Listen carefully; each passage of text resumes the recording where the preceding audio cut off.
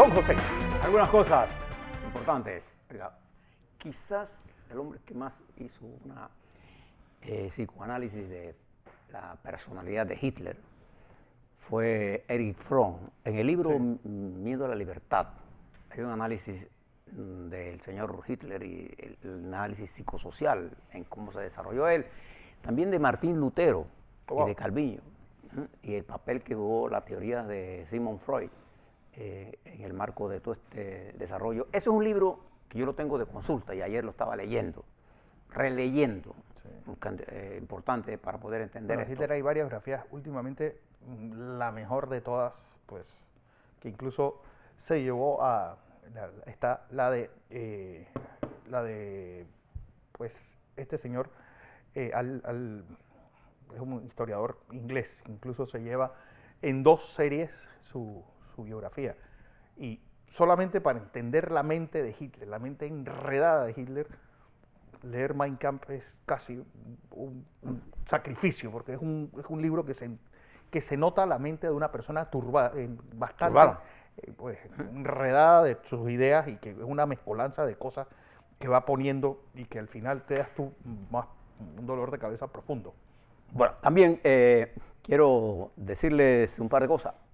La Central de Trabajadores, la CTRP, hace un llamado a la sociedad panameña a buscar un diálogo para ver el manejo que tenemos que darle a la economía en estos tiempos de pandemia y lo que va a generar el proceso de la recesión económica. Esto es un grupo de los trabajadores importante que está haciendo un llamado al diálogo. Yo creo que ahora tenemos que sentarnos todas las fuerzas de este país a ver el camino. Ayer, pues salió, el sábado, perdón, una publicación de Suntrack, una propuesta de Suntrack, pues a grandes rasgos, porque Saúl Méndez la va a explicar mañana, que dice que darle a los trabajadores de la construcción $500 mensuales para pago, pues, de 15 días de salario prorrogables a 30 días, pagarles el Viernes Santo y el 1 de mayo, adelanto de pago o préstamo de las prestaciones laborales. Además, los trabajadores de la industria de la construcción mantendrán el derecho de recibir del Gobierno Nacional el pago del beneficio establecido por el artículo 5 del Decreto Ejecutivo 81 del 20 de marzo. A cambio de eso, y es una propuesta interesante, beneficios fiscales a las empresas, entre las cuales están, pues, que Capac y Suntrack. Pues, ¿cómo se financiaría esto? A través de factoring en el Banco Nacional y en la Caja de Ahorros, bajo con un interés del 2%, del 2 al 5%. Es lo que está proponiendo. Está pidiendo que le paguen a las empresas de construcción. Que le den, bueno, hacer un factoring para que ellos, a las empresas de construcción. A las empresas de construcción. Para que puedan para financiar ese pago a los trabajadores. Bien, y además permite que menos trabajadores salgan. Claro. Sigan trabajando. Sigan trabajando. Bien. Quiero hablarle, antes de hablar con el doctor Gay de la Rosa, de un tema de importancia. Escuché ayer, leí la semana pasada y este fin de semana, que el Ministerio Público y que el Procurador General de la Administración arrancaba una investigación sobre una licitación de la Caja del Seguro Social que no se hizo. Sobre una licitación de 180 millones. 168. 168 millones. Y fíjese lo que le voy a decir.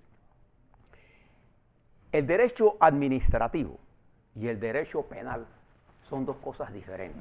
En el derecho administrativo está concebido para que se resuelvan las de forma más rápida y eficientemente.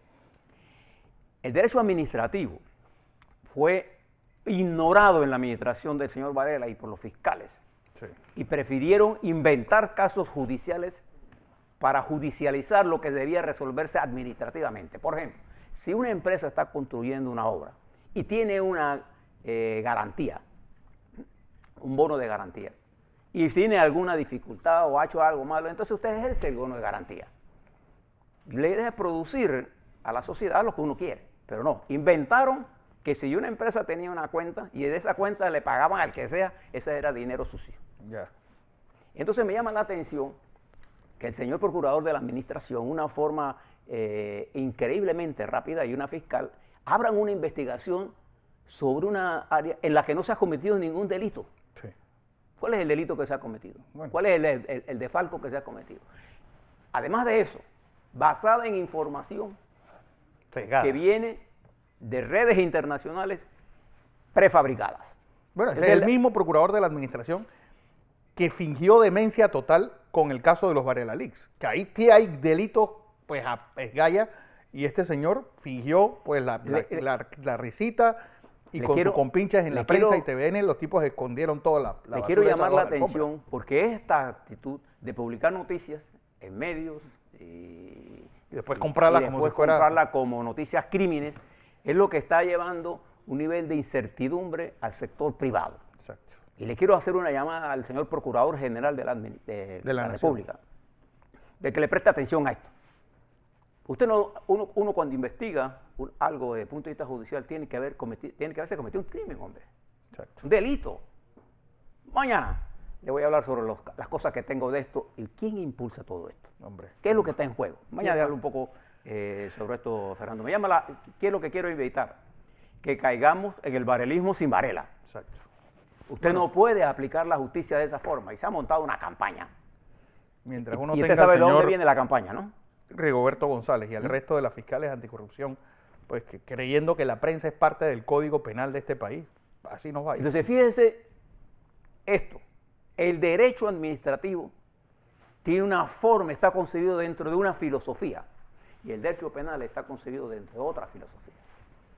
Y entonces, el derecho administrativo trata de resolver las cosas en forma expedita, y es por eso que uno llena cosas, e incluso, si se emite un cheque en forma equivocada o fraudulenta y la auditoría lo detiene, ese es parte del derecho administrativo, entonces ahí no hay un delito, a menos que se cobre el cheque.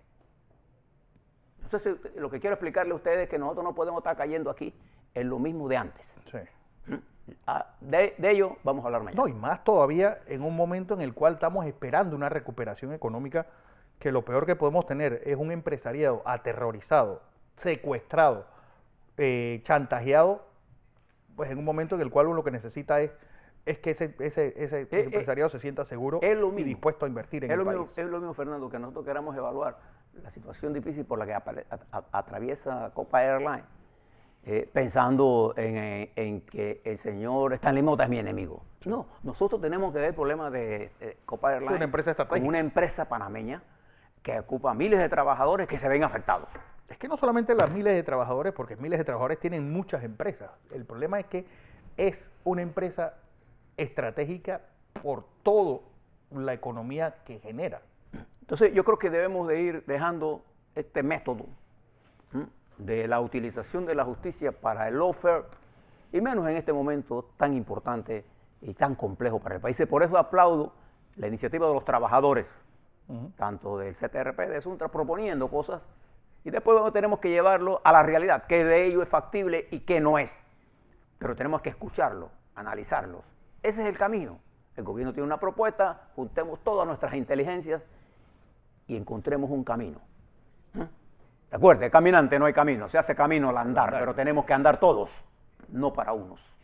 Que por cierto, la gente dice que eso es una frase de Atahualpa Yupanqui. No sé de quién es, pero me gusta. Decía el señor Menem, no, es Antonio Machado. Bueno, doctor Guy de la Rosa, infectólogo, bienvenido a Panamá, Guy. Pues yo creo que ahora que está menguando todo esto, deja a Nueva York mucha data y muchas enseñanzas al resto del mundo de un manejo de una pandemia de estas características. Bienvenido, como siempre. Gracias por la invitación, como siempre, Fernando. Sí, Nueva York realmente es una situación muy interesante porque obviamente se convirtió en el epicentro de la epidemia aquí en estos Estados Unidos y como era de esperarse, vamos a empezar a ver mucha información que va a ser diseminada en los medios científicos. Este fin de semana salió una publicación muy interesante acerca de cómo ellos en 2 hospitales, cómo manejaron la epidemia. Y es muy interesante porque ellos lo que tomaron fue básicamente reclutamiento de médicos retirados, colocaron médicos que normalmente no están en el manejo de estos pacientes respiratorios y los colocaron en esta situación porque obviamente requerían de la capacidad médica para poder darse abasto con el número de pacientes que estaban siendo ingresados, admitidos y tratados. Así que realmente utilizaron una serie de maniobras muy importantes para poder de esta manera satisfacer la necesidad de los pacientes. Obviamente tuvieron problemas también con respecto al suministro de los equipos de protección personal, pero realmente cuando observamos la curva epidemiológica de Nueva York, creo que estamos en un punto en donde se ha alcanzado este plató, este aplanamiento. Obviamente falta mucho por observar y ver cómo evoluciona la curva en los siguientes días y las siguientes semanas. Sin embargo, un punto importante también fue una publicación que también salió este fin de semana, casualmente en el New England Journal of Medicine, y es la experiencia básicamente de dos hospitales en la isla de Manhattan.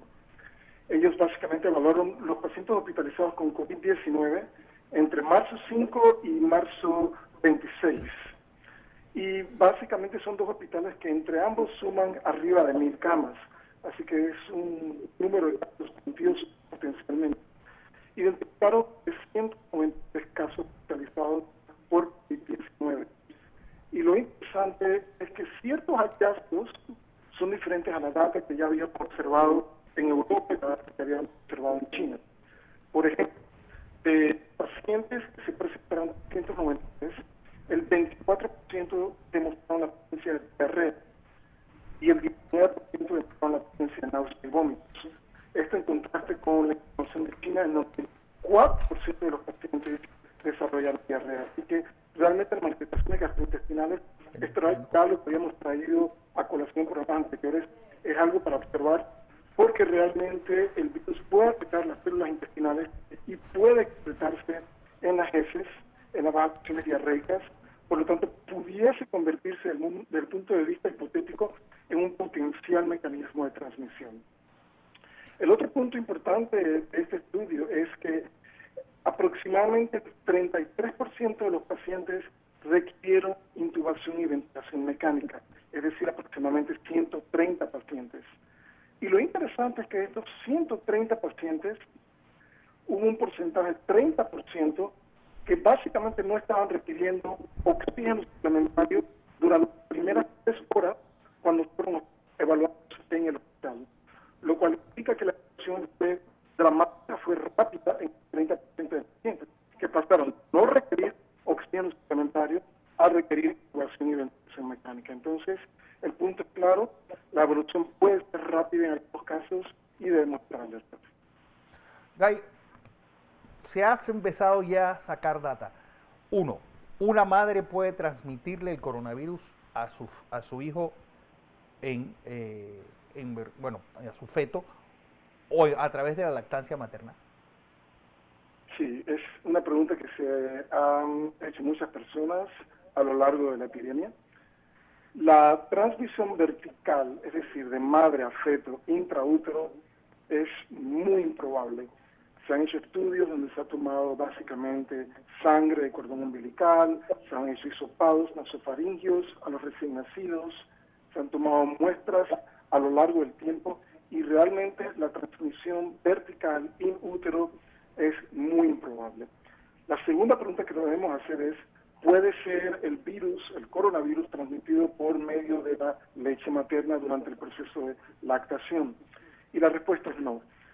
Quiero enfatizar que la información que tenemos hasta la fecha es limitada. Solamente tenemos 5 estudios y de esos 5 estudios tenemos 13 pacientes con COVID-19 que han dado lactancia materna. En todos los casos la leche materna ha sido evaluada por medio de PCR y en ninguno de estos casos hemos podido aislar el coronavirus en la leche materna. Entonces, basado en esta información limitada, y quiero enfatizar esto, es información limitada, la posibilidad de transmitir el virus de madre a hijo por medio de la lactancia materna es muy improbable. Sin embargo, quiero hacer un punto muy importante. Si la paciente tiene síntomas consistentes con COVID-19 o tiene un diagnóstico de COVID-19, lo que se debe hacer para evitar la transmisión durante el proceso de lactación, no por medio de la leche materna, sino durante el contacto íntimo con el hijo o la hija, es utilización de la máscara, lavado de las manos adecuados y evitar contaminación tanto de la mano como del biberón, como también contaminación del área del pezón, donde va a ocurrir obviamente el contacto con la boca del bebé. Así que esto es muy importante porque a pesar de que no creemos que existe transmisión por medio de lactancia materna, puede ocurrir transmisión obviamente por contaminación de superficies, contaminación de la piel de la madre y obviamente contaminación del biberón. Así que en estos casos se hace muy importante el uso de las máscaras y el lavado de las manos. Guy, se ha hablado mucho de las pruebas, serología, PCR. ¿Cuál es la más efectiva? ¿Cuál es la que se debe usar? ¿Y cuál recomiendas que debe ser usarla en un país como este con recursos limitados como Panamá? Sí, esto va a evolucionar a lo largo del tiempo, Fernando, y actualmente el fundamento de nuestro testing es PCR. Sin embargo, existe alto grado de confusión y yo he recibido múltiples preguntas al respecto y creo que se hace importante aclarar qué tipo de pruebas tenemos hoy en día. Básicamente son 3 tipos de pruebas. La primera es cultivar el virus. Pero el cultivo del virus requiere básicamente una infraestructura, requiere un laboratorio especializado y requiere personal especializado, al igual que insumos especializados. Esto generalmente se utiliza en investigación. Así que colocamos aparte los cultivos virales y hablamos de las 2 pruebas que están siendo utilizadas hoy en día. Uno son las pruebas de PCR y número 2 son las pruebas de serología. Las pruebas de PCR básicamente lo que hacen es amplificar el genoma del virus, es decir, multiplicar por medios enzimáticos el genoma del virus para que de esta manera pueda ser detectado fácilmente. Las pruebas de PCR requieren de un hisopado, ya sea nasofaringio u orofaringio. Hoy en día existen pruebas de PCR que pueden utilizar muestras de saliva. El PCR también se puede utilizar en sangre, también se puede utilizar en evacuaciones diarreicas. Como hemos comentado anteriormente, un porcentaje de los pacientes con COVID-19 va a presentarse con diarrea. Así que el PCR tiene la capacidad de detectar el genoma del virus en diferentes muestras, diferentes fluidos corporales. Lo importante es que la detección depende de que la muestra sea obtenida de una manera correcta. Si la muestra no es obtenida de una manera correcta, la capacidad del PCR de poder diagnosticar o poder identificar la presencia del virus va a estar disminuida. También esto depende no solamente de la calidad de la muestra, sino también de la máquina que se esté utilizando. Hoy en día tenemos plataformas comerciales, eso ya lo hemos platicado anteriormente. Realmente es una prueba de alta sensibilidad y alta especificidad. El problema con el PCR es que a medida que avanza la infección, el virus va a ser menos detectable en hisopado nasofaringio.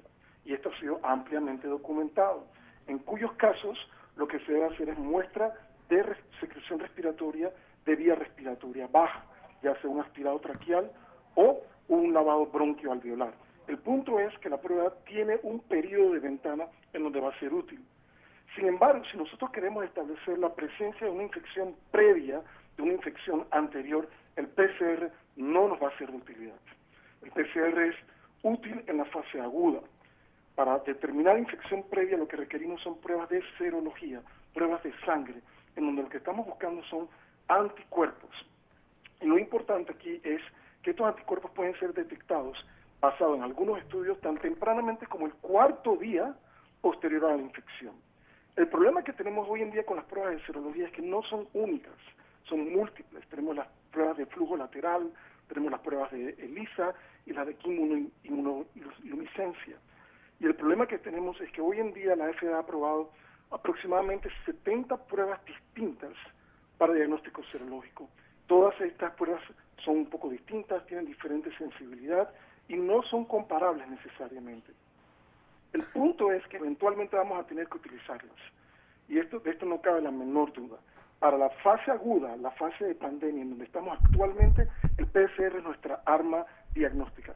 Pero en el futuro vamos a necesitar las pruebas de serología. ¿Por qué digo esto? Por varias razones. Número 1, nos ayuda a detectar la penetración de la infección en la población general. Hoy en día sabemos que existe un porcentaje de personas, de pacientes, que son capaces de adquirir la infección, pero que no desarrollan síntomas. Son los pacientes que llamamos asintomáticos. Esto puede ser aproximadamente el 25%, incluso más. Si debemos comprender qué porcentaje de los pacientes son asintomáticos o fueron asintomáticos. Número 2, y aunado de esto, estas pruebas son importantes porque nos ayudan a determinar la cero prevalencia, es decir, en una comunidad, en una sociedad, cuán poderosa fue la penetración de la infección dentro de la sociedad. Y esto no lo vamos a lograr con PCR, esto se logra con pruebas de serología, pruebas de sangre, nuevamente que detectan anticuerpos. Y la tercera razón, que es algo que no se comenta, pero lo voy a traer a colación, es Cuando administramos plasma convaleciente, es decir, tomamos plasma de pacientes que están en la fase de convalecencia por COVID-19 y se lo administramos a pacientes con enfermedad por COVID severa, lo que estamos haciendo es pasar anticuerpos de una persona recuperada a una persona que está básicamente agudamente enferma con el COVID-19. Lo que hacemos es, obviamente, mejorar el cuadro clínico en el que lo recibe, pero también básicamente neutralizamos el virus, y ese virus, por ser neutralizado, no le permite a la persona que recibió este plasma convaleciente a desarrollar una respuesta inmune. Por lo tanto, ¿qué pasa en estos pacientes? Muchos de estos pacientes no desarrollarán una respuesta inmune y a pesar de que pueden ser curados del COVID-19, van a ser susceptibles a infección posterior. Por eso requerimos pruebas de serología, para poder identificar dentro de este pool, dentro de este grupo de pacientes que reciben suero o plasma convaleciente, qué porcentaje de estos pacientes deben ser colocados como prioridad para vacunación una vez que tengamos una vacuna accesible. Guy, heparina subcutánea. ¿Estos tratamientos anticoagulantes sirven para controlar esta enfermedad? Este es un tema, es uno de los temas más importantes hoy en día dentro del campo del COVID-19. Vamos a comenzar un poquitito por la patología de la enfermedad. El COVID-19 es una enfermedad altamente inflamatoria, eso ya se ha descrito en múltiples ocasiones, pero hoy estamos entendiendo que aparte del componente inflamatorio, también tiene un componente de procoagulación. Es decir, estos pacientes tienen una tendencia a la coagulación, no solamente de vasos sanguíneos grandes, pero también de vasos sanguíneos pequeños, lo que es la microvasculatura. Lo interesante aquí, Fernando, es que existe data que realmente no fue discutida y no ha sido traída a colación en el ámbito científico, y realmente esto es un punto importante de discusión. Si observamos la data de los chinos, la cual fue publicada aproximadamente hace 2 meses, este estudio en particular demostró que el 71% de los pacientes que fallecieron por COVID-19 tenían cierto grado de coagulopatía consistente con coagulación intravascular diseminada, la cual es una exacerbación de la coagulación en el paciente. 70% tenían evidencia de coagulopatía tipo coagulación intravascular diseminada, de los que fallecieron, versus solamente el 0.6% de los que no fallecieron. Entonces, claramente tenemos un problema aquí en cuanto a coagulopatía. Lo que hemos visto es que estos pacientes tienen nuevamente un alto componente inflamatorio y en muchos casos, especialmente los casos severos, tienen un componente procoagulación. Incluso se ha descrito algo que se llama síndrome antifosfolípido, que también es un trastorno de la coagulación en estos pacientes con características inmunológicas. El punto que quiero llegar es la heparina, que es la pregunta que hiciste, y es excelente pregunta. Hoy en día sabemos que la heparina obviamente tiene una acción anticoagulante, pero lo que no se ha discutido, y realmente es importante traerlo a colación, es que la heparina también tiene cierta actividad antiviral. Número 2. Número 3, sabemos que la heparina también tiene la capacidad de inmunomodular, es decir, bloquea la secreción de ciertas citoquinas inflamatorias, particularmente la interleuquina 6. Así que tiene una actividad anticoagulante, tiene una actividad también desde el punto de vista inmunomodulador y tiene también una actividad desde el punto de vista antiviral. Obviamente la actividad antiviral es pequeña, es pobre, pero ya se ha descrito, incluso se ha descrito con otros coronavirus, se ha descrito incluso contra herpes e incluso se ha descrito en el caso de VIH. Obviamente es una actividad pequeña, no es clínicamente significativa, pero a nivel in vitro, a nivel laboratorio, se ha demostrado. El otro punto importante es, y esto es algo que se está debatiendo actualmente en las redes científicas, es no solamente el uso de la heparina, sino también el uso de lo que es la terapia fibrinolítica. Es decir, hoy en día existen terapias, y no son terapias nuevas, son terapias que han existido ya por décadas, en donde la administración de esta sustancia fibrinolítica, como es por ejemplo el activador tisular del plasminógeno, pueden básicamente disolver coágulos. Y esto es lo que hoy en día se está debatiendo, si esta terapia debe ser utilizada en pacientes con COVID severo, para de esta manera disolver estos pequeños coágulos que se forman a nivel de la microvasculatura. Esto se está estudiando. Hoy en día existe un hospital en Boston, que es el Beth Israel Deaconess, que está haciendo un estudio casualmente de pacientes con COVID severo para determinar si esta terapia trombolítica, fibrinolítica, tiene un rol. Pero hoy en día la información que tenemos es anecdótica, es está publicada, pero es anecdótica y obviamente necesitamos saber los resultados de estos estudios para de esta manera saber si podemos implementar esto de manera rutinaria en los casos severos. El último punto que quiero llegar es, hoy en día yo sé que en Panamá están utilizando heparina, sería importante que esta experiencia fuese publicada. Es importante publicar esta información. Si los resultados son positivos, es importante que esta data salga al dominio público, porque este es el tipo de información que nos va a ayudar a nosotros a evolucionar el tratamiento de los pacientes con COVID-19 severo. José. Buenos días, doctor. Buenos días, ingeniero. Un placer compartir con ustedes. Primero, le hago llegar el saludo y aprecio de la audiencia nuestra, que lo sigue usted cuando habla aquí por estos canales, agradeciéndole el nivel de docencia que nos da a todos. Esa es la primera cosa. Un placer. Dos preguntas, honor, ingeniero. señor doctor. Primero, observando el comportamiento del virus en los Estados Unidos y en Panamá. Notamos en los Estados Unidos que hay estados como Nueva York que las medidas de mitigación comienzan a sentirse su efecto positivo, y en otros estados de los Estados Unidos. Nosotros aquí en Panamá, que también estamos haciendo medidas de mitigación, tenemos un comportamiento lineal y no exponencial, lo que significa que también, sin embargo, hay gente que cree que ya llegó el momento de abrir.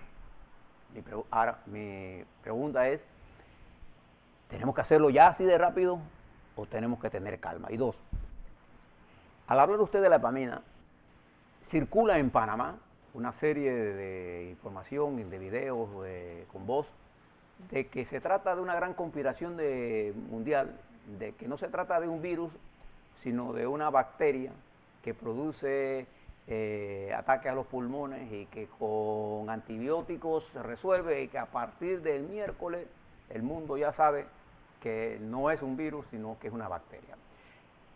Lo que quiero es que usted, que está en la comunidad internacional, la aclare a nuestro pueblo de que el virus este es el que es el problema y que él tiene una consecuencia que usted acaba de explicar, para ver si usted nos puede ayudar a que la gente deje de escuchar las especulaciones que están ahí en los que hacen teorías conspirativas, cuando hay miles de científicos en todo el mundo que están observando lo que está pasando.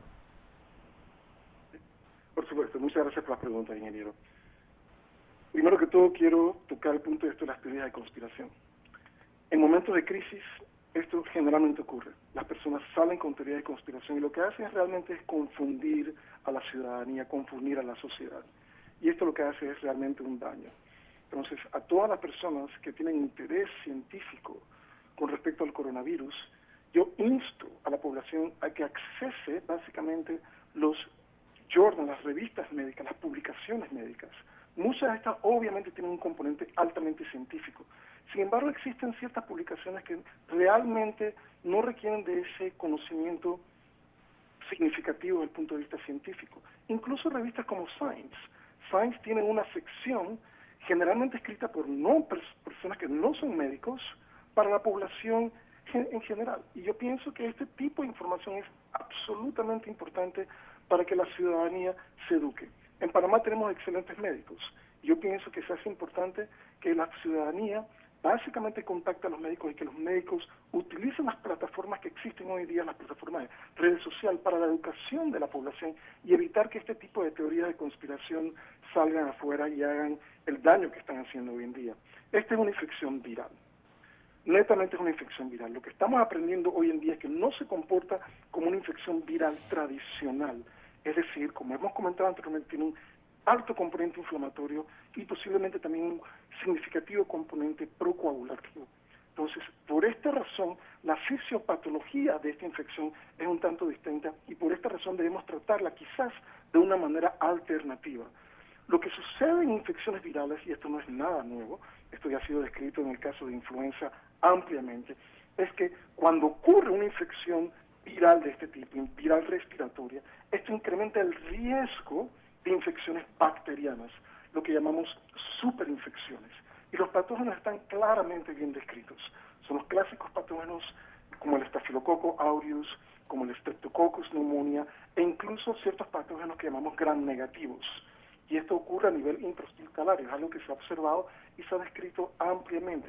El paciente comienza con una infección viral y por razones específicas, puede adquirir una infección bacteriana superimpuesta a la infección viral. Pero para la ciudadanía que quede claro, esta es una infección viral que tiene la capacidad de afectar los pulmones, los riñones, el sistema cardiovascular y el sistema hematopoyético, es decir, lo que son los componentes de la sangre más el componente de coagulación. Y esto que quede claro. Con respecto a la primera pregunta, ingeniero, es todo este asunto del aplanamiento de la curva y cómo debemos proceder.